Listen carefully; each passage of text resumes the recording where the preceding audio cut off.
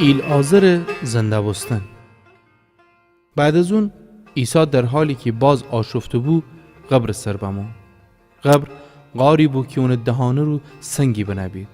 بفرماسته سنگ او سنید. مارتا میت خاخور بگفته ای سرور الانده بوی بد ده چونکه 4 روز بگذشته.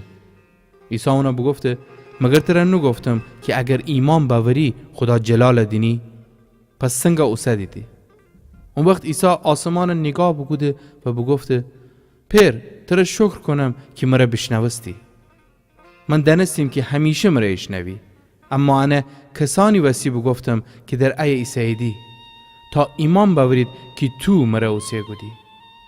انا بگفته و بعد از آن صدای بلند امره دخده ایلعازر بیرون بیه. پس اون میت که اون دست پای کفن امره دوسته بید و اون صورت ایت دستمال امره بپوشنه بید بیرون بمون. عیسی اوشنه بگفته اون باز کنید ولید باشه.